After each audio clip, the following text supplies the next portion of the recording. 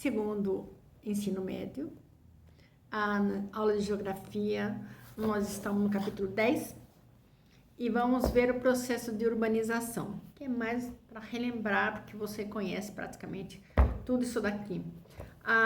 Aqui dizem que mundialmente para ser reconhecida como cidade tem que ser reconhecida como cidade, né, um aglomerado de casas e rua e tal. Ele depende de cada país, não é? Tem que ter mais de 100 mil habitantes, tem uma série de elementos que eles computam. No Brasil, tendo prefeitura, já é considerado cidade, tá? Bom, aqui achei muito legal porque dá para ver, para relembrar o que é um sítio urbano, não é? Que é a superfície. O que é uma metrópole, né? Uma cidade que abrange toda a região, os municípios ao redor. O solo urbano, não é?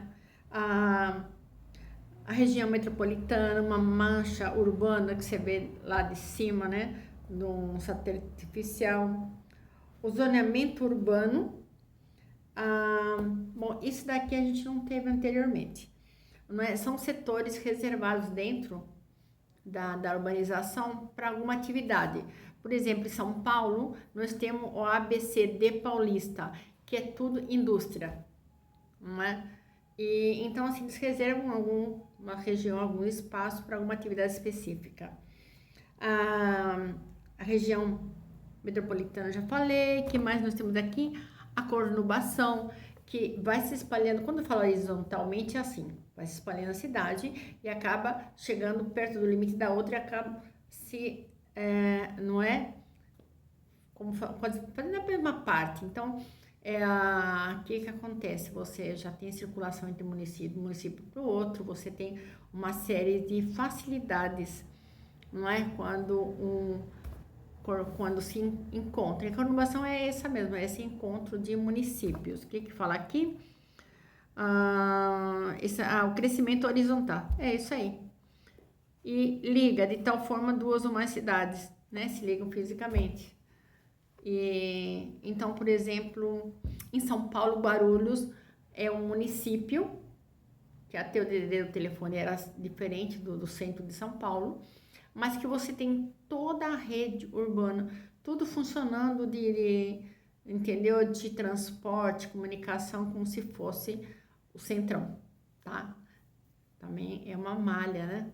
Que você tem. Então, a região metropolitana abrange os municípios ao redor. Chega até Santa Isabel aqui, o pessoal de São Paulo.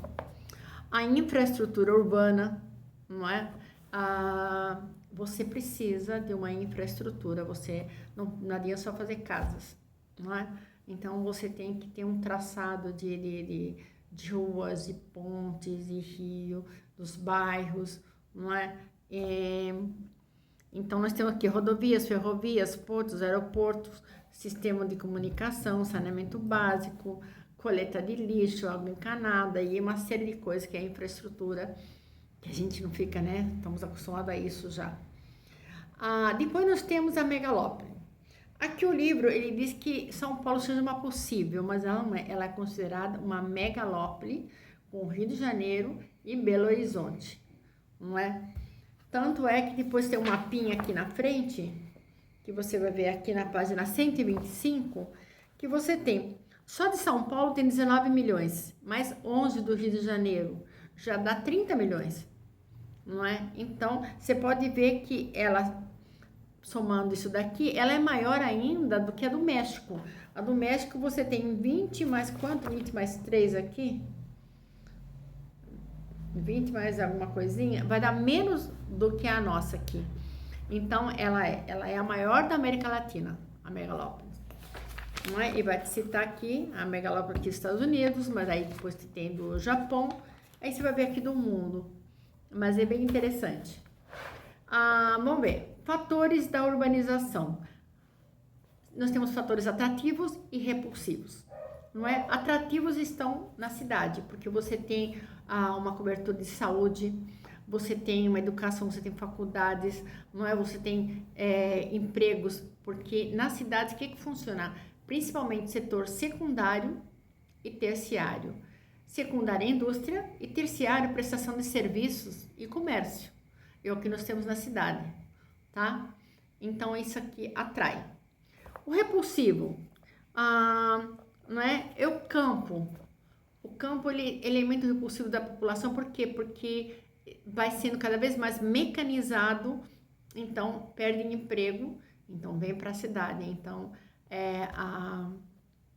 a falta de empregos e também porque se perdem a safra, a pessoa dona de terras, né, um pequeno minifúndio, e você perde a safra, você tem um problema climático, não é? E você perdeu tudo que você plantou, você não tem condições de continuar para frente, então você acaba vendendo para um latifundiário, né, tuas terras, e você vem para a cidade procurar a outra maneira de sobreviver, tá? Então, o repulsivo.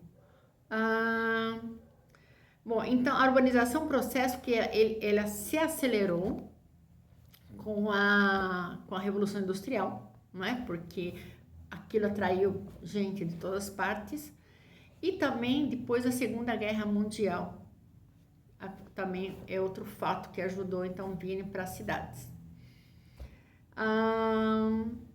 Então, assim, aqui fala que a urbanização ocorreu de forma diferenciada em cada país, é lógico, e cada um também teve o seu tempo.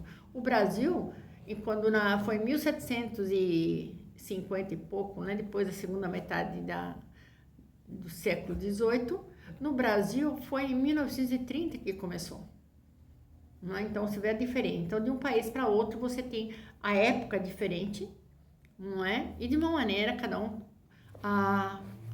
teve a indústria de uma maneira, cada um diferenciada, tá? Aqui começou mais porque a falta de produto, porque a Primeira e Segunda Guerra Mundial afetou, né? Todos os produtos que o Brasil comprava e teve que, por substituição à importação, que aconteceu a industrialização aqui no Brasil. Tá? O que mais que nós temos aqui? Nos países desenvolvidos, né? A indústria modernizou a agropecuária e cada vez mais pessoas foram para as cidades. E o processo foi gradativo da cidade e comportando mais pessoas, né? Os considerados subdesenvolvidos, a urbanização foi mais tardia, lógico, porque não tinha indústria para atrair o pessoal para a cidade, tá? Mas mesmo assim,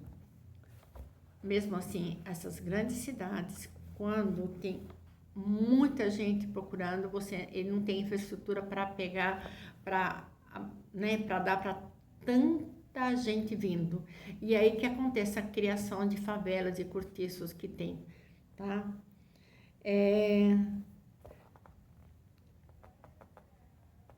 Que mais aqui, porque eu não quero ficar pulando aqui, você vai vendo página por página, aí você tem um mapinha para você ver as grandes metrópoles mundiais aqui, um textinho para você responder, tá? E vamos falar aqui das migrações internas. Aqui tem a fotografia mostrando, né, a falta de infraestrutura que o pessoal fica quando está desempregado, quando você fica na periferia da cidade, né, ou subemprego que você não tem condições de estar, né, pagando um aluguel altíssimo, e aí você vai nessa periferia. Migrações internas, aí vamos ver os tipos de migração que tem, tá? A planejada, né, quando a pessoa se planeja para sair, ou quer por algum motivo sair. Você tem a forçada, né? Então, por exemplo, a desastres naturais, a questões políticas, econômicas, a falta de água no Nordeste, tá? Você tem migração temporária e definida. Bom, a temporária é porque quando vai por um tempo determinado, depois você volta, não é? E a definida é quando você fica e não volta mais para o teu lugar, para a tua região, para o teu país. Depois nós temos aqui a diária. Bom, conhece. Ou pendular. Não é que você vai de uma cidade a outra, do município a outro, trabalhar e volta todo dia. Essa é a diária. Então, é uma migração interna, é uma migração por dia, que você vai e volta, não é? E são chamadas cidades dormitórios, porque você, por exemplo, o pessoal de Jacareí que trabalha em São Paulo, então ele é uma cidade dormitório, né? Muita gente também mora em Jacareí, vai trabalhar sempre em São José. Então, Jacareí é considerado como cidade dormitório, porque você vai trabalhar, fica o dia todo trabalhando em outro município e vem para dormir, tá? Vamos lá, que se ocorrer entre dois países, não é? Já não é pendular. Quando for, aí chama transfronteiriços ou conter, tá? E esse movimento chama community. Olha, esse inglês aqui é terrível. A urbana é a transferência da população de uma cidade para outra cidade, tá? Então, a transferência de uma cidade para outra cidade. E tudo isso, geralmente, por trabalho, né? E de uma cidade maior para uma cidade menor, de uma cidade menor para uma cidade maior, ou vice-versa, você tem urbana, porque são cidades, não é? Então, vai de uma cidade para outra cidade, não é do campo cidade, mas é cidade. Então, é urbana. A sazonal. Você tem, é uma migração que é temporária e reversiva. A reversiva que volta, por quê? Ele dá um exemplo legal aqui do nordestino, que na época da chuva fica, faz a roça, planta e vai, não é? Na época da seca ele vai para a zona da mata que não tem problema. Daí volta para roça dele na época da chuva. Então você vê que é uma migração temporária, esperando, né, o clima adequado para plantar e o clima adequado para você sair. O êxodo rural. O êxodo rural, o que é? É do campo para a cidade. E nós já sabemos os motivos, não é? Falta de emprego, falta de terra, não é? A falta de apoio do governo para ajudar os minifúndios, tá? Então, êxodo rural. Vamos ver. Já o êxodo urbano, da cidade para o campo, ele é bem incomum. Embora, aqui não está citando, mas em Espanha e talvez alguns países europeus está acontecendo o quê? O pessoal da cidade que tem bons carros, eles vão para aqueles pueblo, aquele lugar urbano, porque geralmente lá o pessoal abandonou suas casas, porque o pessoal vai envelhecendo, lá não tem fábrica, não tem nada, não tem faculdades, não tem hospitais, e eles vão indo tudo para a cidade.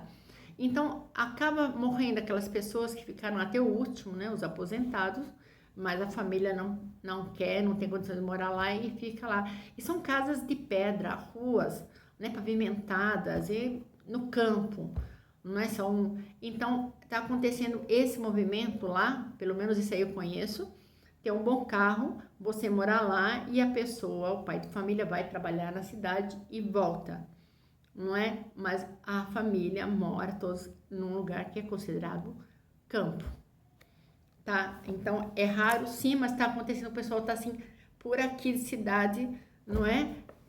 Porque você tem o ar tá contaminado, não é? Você tem uma série de problemas aqui de contaminação por causa de chaminé, por causa de carro, por causa de uma série de coisas. Então, o ar do campo é mais puro, então você cria a tua família assim bem melhor. Bom, o Brasil é um país de imigrantes, porque sempre veio imigrantes para cá, não é? O Brasil é muito grande, sempre, então, para povoar e tal. Mas o autor cita que o Brasil sempre teve essa migração dentro dele, não é? E é interessante, então, fala aqui, ó, no século XVII, a criação do gado no interior do Nordeste atraiu muitos nordestinos da zona da mata, foram entrando, por causa que a criação de gado estava assim em alta. No século XVIII, a mineração, né, nas Minas Gerais, de ouro, essas coisas aqui. No século XIX, no século XX, o cultivo do café que atraiu gente, né, porque o café prosperou, foi crescendo, não é? Então, traz muita gente. A colheita de lácteos também, os nordestinos para lá. Nos dias atuais, a construção de hidrelétricas também atrai muito trabalhador, tá? E também quando aparece na extração mineral, como aqui na Serra dos Carajás, então a população que não tem emprego vai atrás de emprego. Depois nós temos, vai falar, aqui atualmente tem a ocorrência do desconcentração industrial, porque a indústria, quando a cidade, que nem São Paulo, você vê que ela cresceu demais e a indústria está poluindo tudo, então eles preferem mudar a indústria para outros lugares, não é? E esse pessoal, a mão especializada vai para lá junto, aí pega do lugar também que vai montar a indústria, pessoas de lá. Então, acaba tendo essa modificação. Outra coisa, colocavam a indústria perto da matéria-prima, não é? Perto do mercado consumidor, e hoje em dia não tem uma necessidade disso, porque a tecnologia no transporte evoluiu tanto que o transporte barateou. Então, você tem indústrias fazendo cada parte do produto em um país, onde tem a mão de obra mais barato, uma série de benefícios que eles ganham, porque o transporte consegue, não é, deixar o preço como se ficasse no mesmo lugar. Então, nós temos uma divisão agora de trabalho, de uma divisão de indústria, de empresas, que cada um faz uma parte do processo, não é? Então, cada indústria agora pode fazer uma parte do processo em um país diferente, sem ter aquela coisa de estar tudo junto, tá? Por quê? Por causa da comunicação e do transporte, né? Então, esse boom que deu essa tecnologia, isso ajudou muito. Então, essa divisão internacional do trabalho hoje em dia. E essa interação de cidade e campo, não é? Ela é complexa, sim, porque a cidade foi onde se estabeleceu a indústria, o setor secundário, não é? E a indústria começou, né, a produzir também máquinas para o campo. Então, o campo não é só a cidade depender do campo para comer, não, porque agora o campo necessita não só das máquinas, das ferramentas, das vacinas, não é? De produtos, não é, para o gado. Então, assim, agora tem uma inter-relação muito forte, muito grande. E hoje em dia também nós temos uma coisa que da cidade está no campo, que é a indústria, a agroindústria. Você põe a indústria perto, não é, de onde vai necessitar do produto, do gado ou do canavial, e a indústria já está processando lá mesmo, não é? E mandando para as cidades. Então, você vê que então deu uma mudança entre essa relação cidade e campo. E aí está aqui o nosso capítulo 10, tá? E eu acredito que vai até o capítulo 12, não é? Então, nós teremos mais aqui um pouquinho para frente. Tchauzão, até semana que vem.